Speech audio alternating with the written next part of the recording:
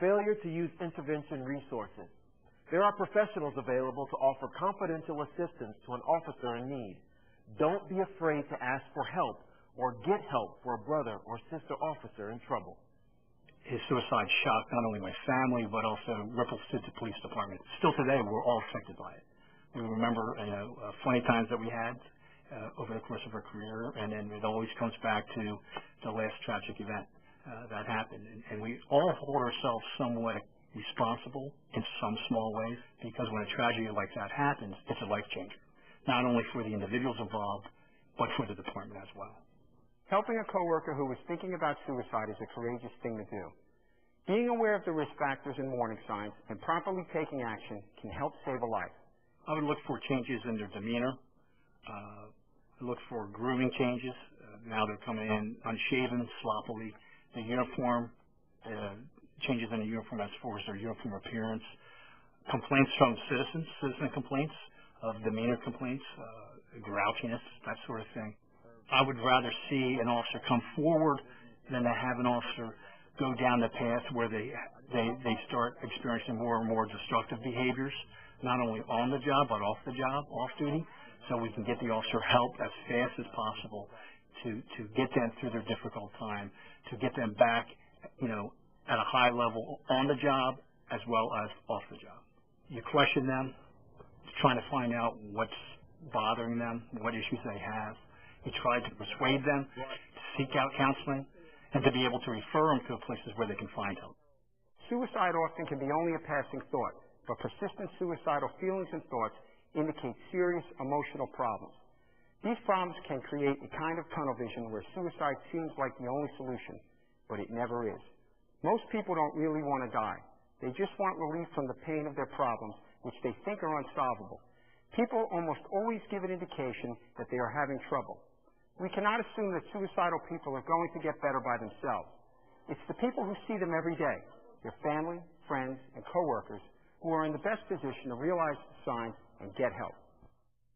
I am sitting here doing this because I hope I could just save one life.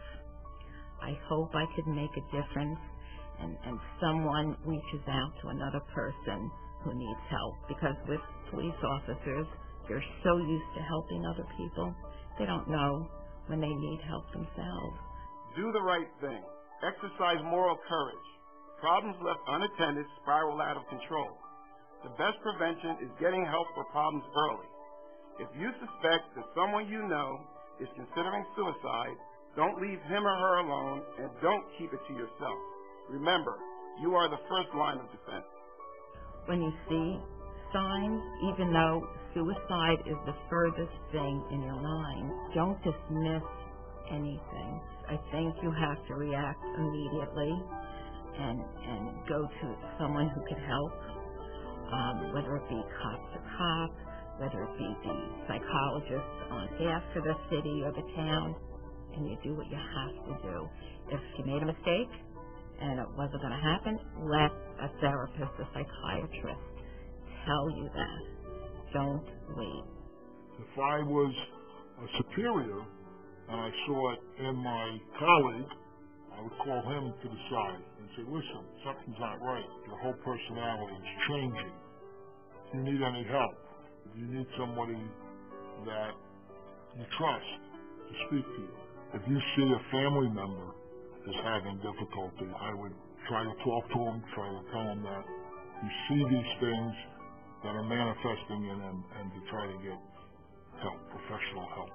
We've had a success story as well, where an officer was experiencing problems in his personal life that flowed over to his professional life as well.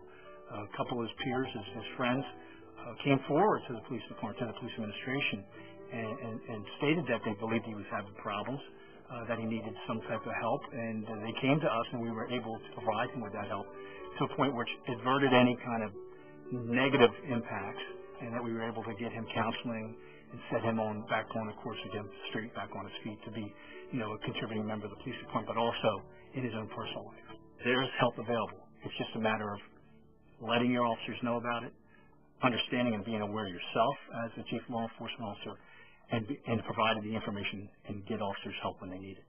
Remember to aid life. A, ask. Ask if the person is thinking about suicide. I, intervene. Take action immediately. D, don't keep it a secret. Seek appropriate assistance. L, locate help from a supervisor, chaplain, physician, friend, family member, crisis worker, or emergency room staff. I, inform the chain of command. Supervisors in the chain of command can make arrangements for long-term resources in accordance with department policy. Effective problem solving takes time, and supervisors in the chain of command can monitor progress to help avert future difficulties. F, find someone to stay with the person. Never leave the person alone. E, expedite. Get help right away. An at-risk person needs immediate attention from qualified professionals. You now have the tools to make a difference by identifying the warning signs and risk factors to keep yourself and fellow officers safe. If a fellow officer comes to mind as you think about these issues, consider reaching out to offer assistance. Everyone can do something. New Jersey has some incredible resources available to help prevent officer suicide. We already have made incredible strides in coping with this issue and combating stigma. Not only is suicide awareness training now part of the curriculum for all new recruits, but many programs exist for active and retired law enforcement. Many of these resources are available 24 hours a day, 7 days a week to assist you. Cop to Cop, which can be accessed live anytime and is available as an officer's partner in coping with the issue of suicide. NJ Cares, Employee Assistance Programs, 1-800-273-TALK, NJPBA, NJFOP, National Suicide Prevention, Peer Support, Chaplain. In addition, materials are available from the Governor's Council on Mental Health Stigma campaign. Suicide should not be the end. We are asking you to take care of yourselves and each other in the same way that you protect and serve the community every day. Thank you, and stay safe on and off duty.